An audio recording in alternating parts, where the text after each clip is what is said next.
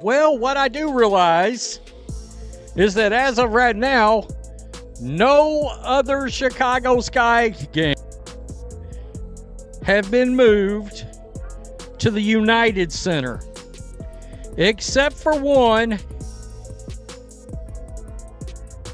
Indiana Fever. Angel Reese is furious once more, and this time it's directed at how her team, the Chicago Sky, has treated her. She's questioning why only Caitlin Clark's games are being moved to the United Center, expressing her confusion over why her own team isn't receiving the same attention. While Reese may not appreciate the truth, it's quite straightforward.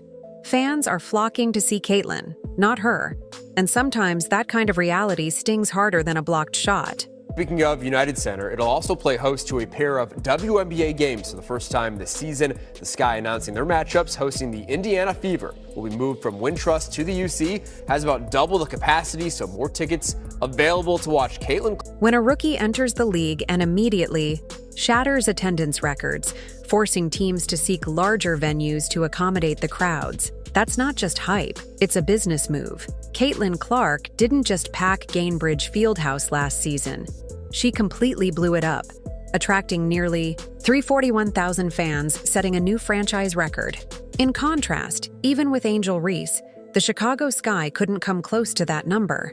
Yet somehow, Reese seems to believe they're generating the same level of excitement. Bless her heart. It looks like the Chicago Sky have finally done what we've been asking for, which was to schedule the games against the Fever at the United Center. And also, in case you weren't already aware, the United Center is the biggest basketball arena in the country. Both home games against the Fever have been scheduled at the United Center. Let's dive into the United Center situation.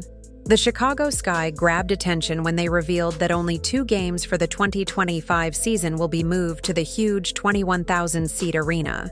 And wouldn't you know it, both of those games are against the Indiana Fever. A coincidence? Not at all. This scheduling choice isn't random. It's the front office making a clear statement about who the real star attraction is. Caitlin coming to town, man, all these teams are going to cash in on that. It's just the nature of the business at this point. One fan saying, let's go Fever, taking over the United Center. I can't wait. The Angel Reese effect, no. They know better than to leave free money on the table when the face card comes to town. Yeah, man, because we remember last time Caitlin Clark was there, bro, the arena erupted. The Sky spent the entire 2024 season at Wintrust Arena, which holds just over 10,000 seats, hosting every single home game with Angel Reese. Despite Reese's impressive rebounding skills and TikTok fame, the team never felt the need to switch venues. Yet, now that Caitlin Clark is coming to town, suddenly the plan is to double the arena's capacity. It's hard not to notice the shift in priorities. It seems the Chicago Sky have had to move 2 of their home games to a larger facility, a larger basketball facility. I'm sure, no doubt, this is the Angel Reese effect. I've got no doubts, no qualms. There's nothing. She even told me herself right here that it's not just one other player, it's because of her. Sky president Adam Fox attempted to put a positive spin on the move, claiming it was about rewarding the fans' passion. That sounds nice. But if it were really about the Sky's supporters, you'd expect more than just 2 games to be upgraded. The reality is clear. This decision isn't about rewarding anyone. It's about filling the stands when Caitlin Clark hits the court. One of the hottest tickets in the WNBA, Caitlin Clark coming back to the city that she owns, coming back to Chicago after Chicago gave her such a warm welcome last year. They threw Barbie night for Caitlin Clark's arrival. They gave her pink towels.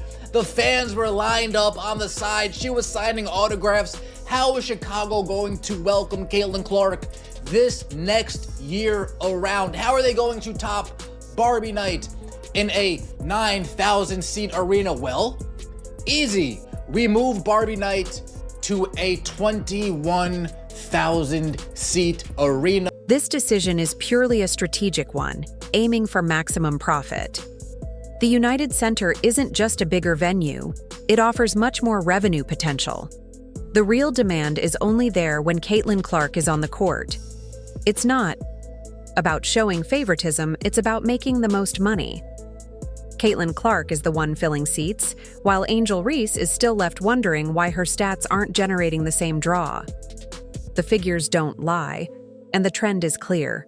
This is the motion that the Indiana Fever / Caitlin Clark. It's not just the Chicago Sky making strategic venue changes. Take a look across the WNBA, and you'll see a clear pattern. Teams like the Washington Mystics, Las Vegas Aces, Atlanta Dream, Dallas Wings, and Connecticut Sun have all moved their games against the Indiana Fever to larger arenas. If you think this is just a coincidence in scheduling, think again. This isn't about random matchups or rivalries. It's all about one player, one name, Caitlin Clark. Caitlin Clark and Fever games getting moved to bigger venues on the road is normal at this point in time. We see it happen quite often whenever that Fever show comes to town. But in this case, it is interesting considering the opponent and considering the venue. The online reaction? Let's just say fans aren't holding back in pointing out what's really going on. Social media exploded with questions and criticism about why only Caitlin Clark's games are getting the VIP treatment. People are starting to notice the stark difference. Angel Reese's games aren't generating the same excitement. Not a single one has led to a venue upgrade. Fans are now wondering, if Angel is truly as popular as she claims, why isn't she getting the same level of star treatment? Goodness. America's team versus the team who has the person who is the scourge of society. Oh, God. Oh, man.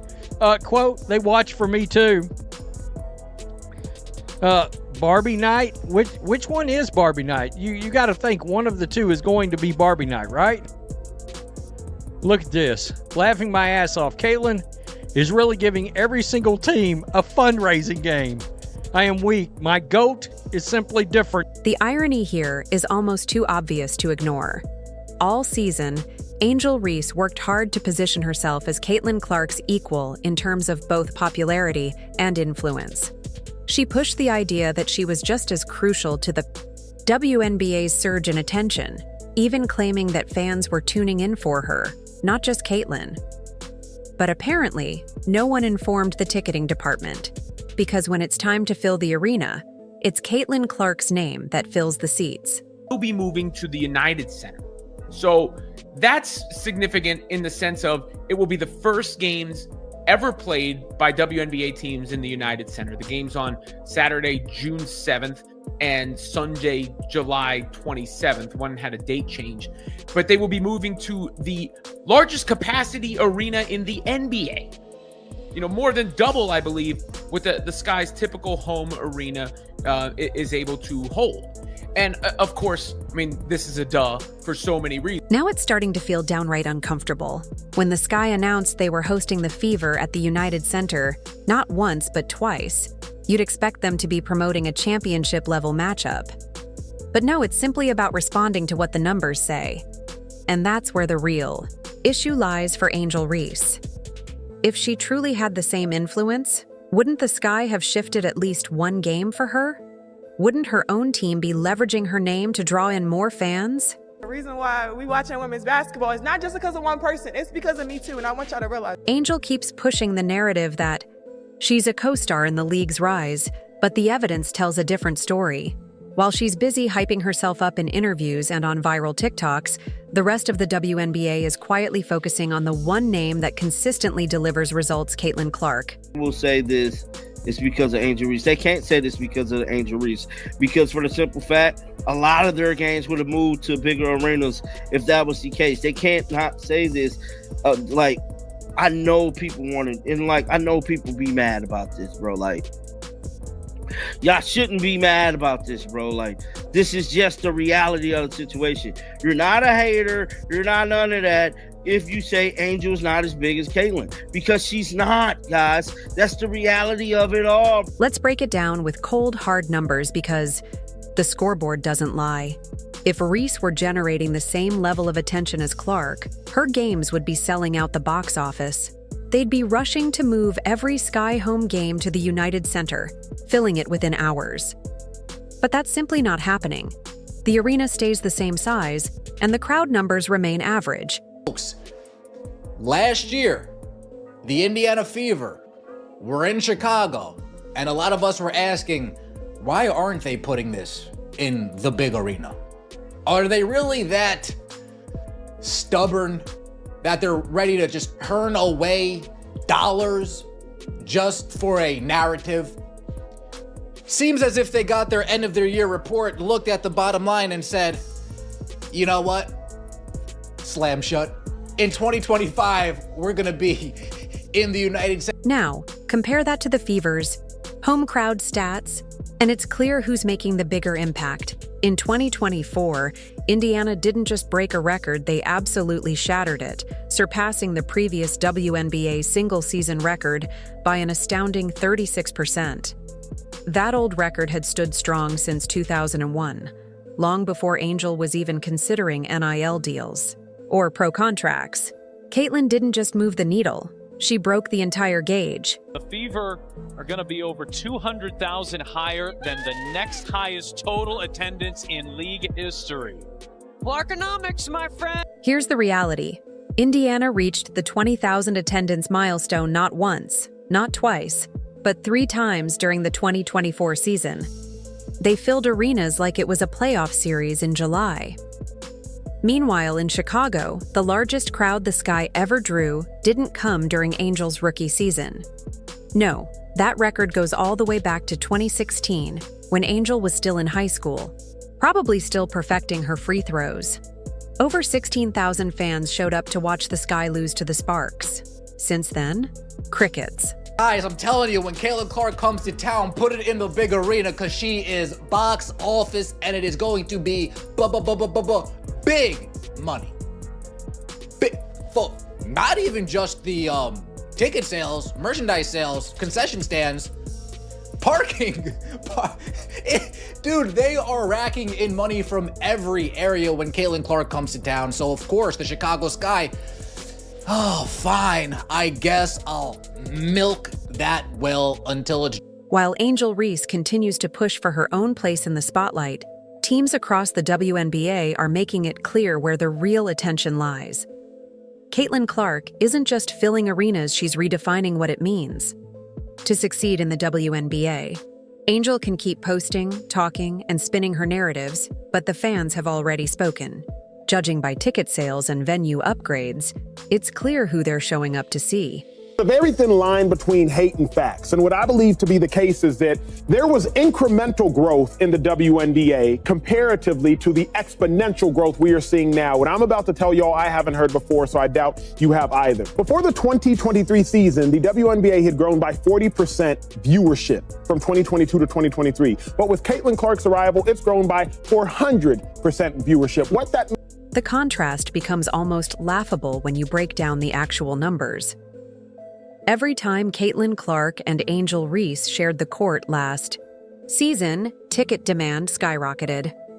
We're not talking about a small price increase. Tickets were being resold for thousands as fans scrambled to catch the matchup live. It was a full-blown event. But when Reese played in games without Clark, it was a different story. Ticket prices barely budged, and there was no real sense of urgency. It's as if the hype left the building with Clark. Want to catch a Sky game? Next season, you'll find cheap seats, like last-minute concert tickets for a band that's lost its fan base. Meanwhile, good luck scoring a Fever ticket. They've been sold out for months. Let me tell you about Caitlin Clark. Yeah. Caitlin Clark has brought so many eyes to women's basketball that it's amazing. A dude named Acho, I forgot his first name, is something Acho. Emmanuel Acho. Yeah. He showed how in 5 days before the draft, she made the WNBA more money than they would have made in the next 5 years without her. The attendance numbers speak for themselves. Angel Reese's games averaged about 9,000 fans last season, which isn't terrible until you compare it to Caitlin Clark and the Fever, who were drawing nearly 17,000 per game. That's almost double. And it wasn't just at home. Clark brought the crowd wherever she went. The Fever saw a 36% increase in road attendance compared to other teams, proving that wherever Clark played, fans followed. According to the WNBA, Caitlin Clark was responsible for generating more than a quarter of the league's revenue last year. That's not just a small boost, it's a one-woman economic stimulus package. Let's be clear, this isn't about trashing Angel's game. She's talented and has her fan base. But when someone constantly claims they're just as crucial to the sport's growth, and the evidence says otherwise, it's hard to ignore the gap. You can't declare yourself the face of the league while struggling to fill half the seats of the person you're comparing yourself to. Reality isn't something you can just manifest with confidence, it's something you prove. And as of right now, to my knowledge, what I've seen, no other Angel Reese games have been moved due to potential attendance for said game. I mean, I'm just pointing that out. I'm not sure if you're allowed to. I've been told, Angel Reese told us it was because of her too. They're coming because of me. Are they really? Chicago isn't showing favoritism. They're making a smart business move. When financial outcomes are on the line, the focus shifts to where the money is, and right now, Caitlin Clark is the one attracting it. If a single player can move twice as many tickets and boost every team's income just by being there, it's not about favoritism, it's pure economics. See other teams doing this for other players. They're doing it for Caitlin Clark because they know Caitlin Clark is bringing the bacon. She's bringing the bacon, but this is great. What began as a one-time move by the Sky quickly turned into a larger trend across the league. It's not just Chicago teams are starting to catch on.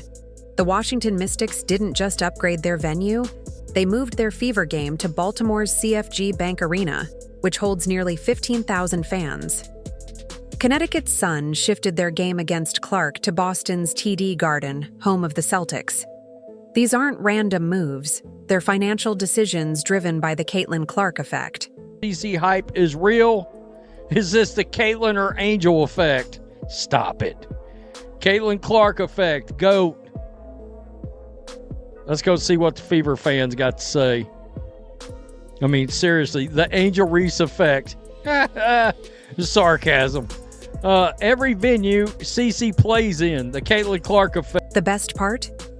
Caitlin Clark saw this shift coming nearly a year ago. I'm surprised we're not playing at the United Center. I thought that would have been really good for the game and really good for all the women's basketball fans in Chicago. So maybe there's a conflict of some sort that I don't know about. Obviously, that's a little above my pay grade. But we're excited, you know. After one of her games, Caitlin Clark casually mentioned that women's basketball could benefit from playing in bigger arenas. No ego, no demands, just a practical thought on how the game could grow. That offhand remark has now turned into a blueprint, with teams across the league scrambling to follow suit. The financial impact is staggering. The 2 games at the United Center against the Fever aren't just a PR move. They'll generate an extra $4 million compared to what Wintrust Arena would bring in. That's $4 million from just 2 games for a league that has struggled with profitability for years. It's not a minor bonus, it's a financial lifeline. This isn't about hype, it's about numbers. And the numbers show that Caitlin Clark isn't just changing women's basketball, she's saving it. Remember, the Washington Mystics also moved 2 of their games yesterday, too. I wonder if those were Angel Reese games. Oh, they weren't. They weren't Angel Reese games. They were Indiana Fever games. I mean, I don't know what to tell you. I didn't do it. When league executives analyze these numbers, they see a sustainable business opportunity, not just a passing trend. Teams that once operated on tight margins now have a clear path to financial growth. The real question isn't whether they should capitalize on Caitlin Clark's immense drawing power, it's how quickly they can secure larger venues before their competitors do. In sharp contrast, Angel Reese's off-court endeavors tell a different story. Her involvement in the 3x3 League didn't break viewership records, while Clark's presence is prompting venue shifts across multiple cities. Reese's star power hasn't translated into the same level of commercial success. She is just not a needle mover like Caitlin Clark is. Now, is she a great player? Yes, she is phenomenal. but she is not Caitlin Clark. She's not even nowhere near on Caitlin level. She's not on her level financially. She's not on her level impact-wise, and she damn sure ain't on her level on the basketball court, because we seen that happen last year when Caitlin won Rookie of the Year. Like, it's okay, bro. It is okay for her to be second fiddle. The reactions from fans regarding the venue changes are clearly split. Supporters of Caitlin Clark emphasize the clear financial benefits, while Angel Reese's fans argue that it's a case of favoritism. One viral tweet summed up the debate. It's funny how Angel's games never got moved to bigger arenas when she was setting records, but when Clark comes to town, suddenly they need 20,000 seats.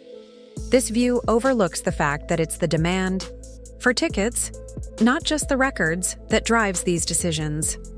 Another fan retorted, "If Angel spent less time worrying about who's getting the spotlight and more on improving her jump shot, she wouldn't need to worry about arena sizes." Such comments show the mixed opinions and heated discussions among fans. However, a Chicago local shared a more neutral perspective. "I've supported the Sky for years, but I couldn't get tickets to the Fever games last season. Now that they're at the United Center, I can. How is giving more fans a chance to see women's basketball a bad thing?"